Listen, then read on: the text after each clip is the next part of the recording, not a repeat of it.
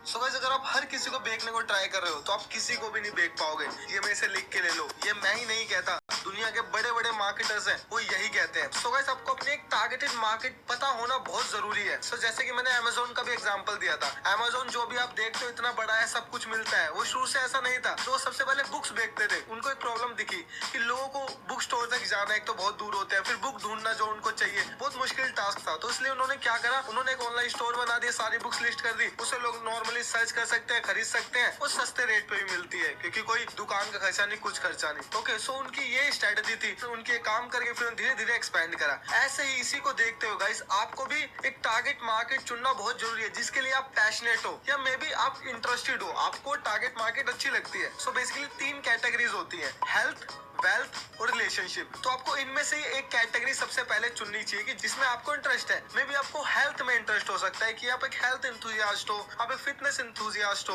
Okay, तो अगर आपको हेल्थ में इंटरेस्ट है तो आप क्या करोगे, आप उसकी सब मार्केट में जाओगे। अगर आप हेल्थ में करोगे, हेल्थ में तो बहुत सारी चीजें, आप हेल्थ में क्या करोगे, तो आपको पता होना जरूरी है कि मैं हेल्थ में इस चीज में मैं इंटरेस्टेड हूँ, मैं ये करना चाहता हूँ। तो हेल्थ में भी आपने सोचा कि अच्छा मैं वेट ट्रेनिंग, जिम में मेरा इंटरेस्ट है, मैं जिम से रिलेटेड कोई प्रोडक्ट लॉन्च करूंगा। ठीक है, कि लोगों के लिए मैं ऐसा सप्लीमेंट बनाऊंगा जो उनकी स्ट्रेंथ ट्रेनिंग में फायदा करेगा। तो ऐसे आपने अपनी नीश चुन ली। मे बी अगर आप वेल्थ में इंटरेस्टेड हो तो आपने देखा अच्छा कि इंडिया में बेरोजगारी बहुत है, लोग सिर्फ सरकारी नौकरी के पीछे भाग रहे हैं, आपको प्रॉब्लम दिखी तो आपने सोचा ठीक है मैं उनको दिखाऊंगा कि पैसे कैसे कमाए। ये आपकी सब मार्केट हो गई, हाउ टू मेक मनी। फिर आपने इसमें और नैरो डाउन कर दिया कि how to make money online. आपने ऑनलाइन से सिखा दिया कि अच्छा ऑनलाइन इतने इतने तरीके हैं, तो आपने और नैरो डाउन कर दिया। आपको जितना ज्यादा नैरो डाउन कर सको उतना ज्यादा बेहतर होगा। सो आप ही सोचिए, कोई आपको एक ऐसी एड आती है, hey I am a physician, we can do everything, है ना, अब आपकी जो भी प्रॉब्लम है हम उसका इलाज करेंगे, क्या आप उसमें ज्यादा इंटरेस्टेड हो गए। आपको एक स्पेसिफिक ऐड आती है कि we are a joint specialist, मतलब हमने आपने अथॉरिटी दिखाई कि हमने इतना इतना कुछ इसमें करा, इतनी इतनी हमारी महारत हासिल है जॉइंट स्पेशलिस्ट में।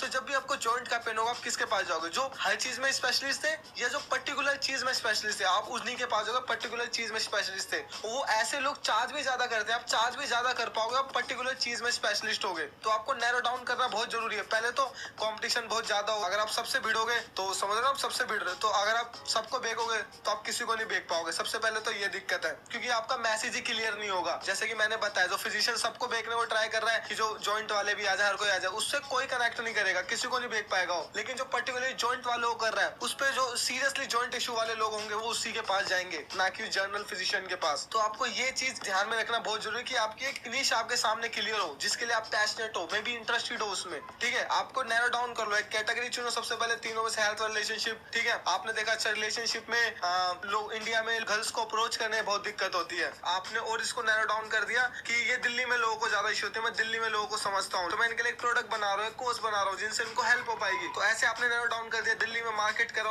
आपका ये कोर्स बहुत चल सकता है, क्योंकि एक सीरियस प्रॉब्लम थी। आपको एक प्रॉब्लम सॉल्वर बनना पड़ेगा अगर आपको एक बिजनेसमैन, अच्छा मार्केटर बनना है, क्योंकि आप एक अच्छी मार्केटिंग के साथ आप एक खराब प्रोडक्ट बहुत ज्यादा टाइम तक नहीं बेच पाओगे। स्टार्टिंग में तो बेच लोगे, आपकी मार्केटिंग अच्छी होगी, आपको एड्स बनानी आती है, आपको फनल बनानी आती है, आपको लोगों को कन्वर्ट करना आता है। ठीक है, तो आप कर लोगे, बेच लोगे, लेकिन ज्यादा टाइम तक आपका बिजनेस नहीं चलेगा, कंप्लेंट्स आना स्टार्ट हो जाएंगे, बैड रिव्यूज आएंगे ऑनलाइन यूट्यूब पे, तो आपका बिजनेस ज्यादा टाइम तक नहीं चलेगा। इसलिए आपको एक अच्छा प्रॉब्लम सॉल्वर, एक अच्छा प्रोडक्ट क्रिएटर होना बहुत जरूरी है, आप प्रोडक्ट भी अच्छा बनाओ। तो उसके लिए आपको एक टारगेट मार्केट चुनना बहुत जरूरी है, उस टारगेट मार्केट में रियल प्रॉब्लम होनी चाहिए, आपको बिजनेस सॉल्व करो। मेरा यकीन मानिएगा इसकी, लोगों को इतनी प्रॉब्लम है ना कि आप सॉल्व करते करते थक जाओगे, लेकिन उनकी प्रॉब्लम खत्म नहीं होगी। तो प्रॉब्लम अनलिमिटेड है ना, आपको डिसाइड करना है कि आपका क्या पैशन है, कौन से लोगों की कौन सी प्रॉब्लम सॉल्व करने में आपका इंटरेस्ट है। ओके, तो आपको डिसाइड करना है, एंड इसी को हमने कहा है मिनिमम वायबल मार्केट। आपको आपकी मिनिमम वायबल मार्केट पता होना बहुत जरूरी है, जिसमें आप एक्सपर्ट होगे, जिसमें आपसे कोई कम्पीट नहीं कर पाएगा, आप धीरे धीरे फिर उसको एक्सपेंड कर सकते हो। तो आज ही गाइज अपनी टारगेट मार्केट डिसाइड कीजिए, या मे बी आपकी टारगेट मार्केट हो, मे बी आप एक डिजिटल मार्केटिंग एजेंसी हो जो हर किसी को अपनी सर्विस बेचना चाहती है। आप नैरो डाउन कीजिए कि हम ई कॉमर्स स्पेशलिस्ट हैं, कि हम डेंटिस्ट स्पेशलिस्ट हैं। अगर आप ऐसे स्पेशलिस्ट बन जाओगे तो बहुत पैसा कमा सकते हो, जिसकी आप उम्मीद नहीं कर सकते। सोचिए एक डेंटिस्ट सर्च कर रहा है डिजिटल मार्केटिंग एजेंसी इन दिल्ली, और उसको एक स्पेसिफिक एजेंसी दिख जाती है डेंटिस्ट के लिए काम करती है, किसके पास जाएगा, जनरल वाली, स्पेशलिस्ट वाली।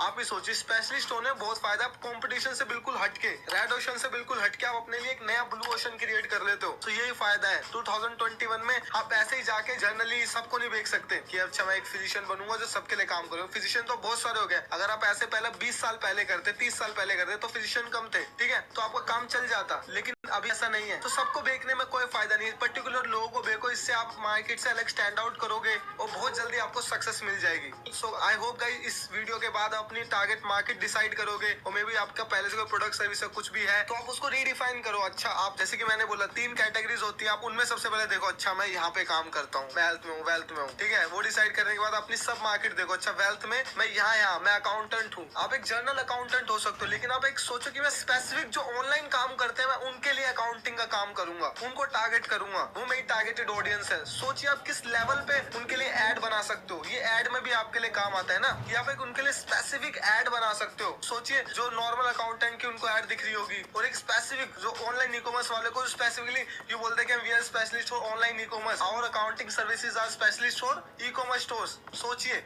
वो ई कॉमर्स स्टोर वाले कहाँ पे जाएंगे, सोच रहे हो। सो और यूट्यूब से जैसे कि मैंने बताया, ये सब इन सब लोगों को टारगेट करना है बहुत ईजी। आप सिंपली कीवर्ड्स प्लेसमेंट, जिन लोगों ने ई कॉमर्स चैनल को सब्सक्राइब करा है और जो लोग ई कॉमर्स रिलेटेड टॉपिक्स को सर्च कर रहे हैं, तो आप easily e commerce related topics में इंटरेस्टेड है, इन सारे लोगों को आप इजीली यूट्यूब पे टारगेट कर सकते हो। तो आज ही अपनी नीश डिसाइड कीजिए, अभी जाइए, एंड मिलते हैं नेक्स्ट वीडियो में।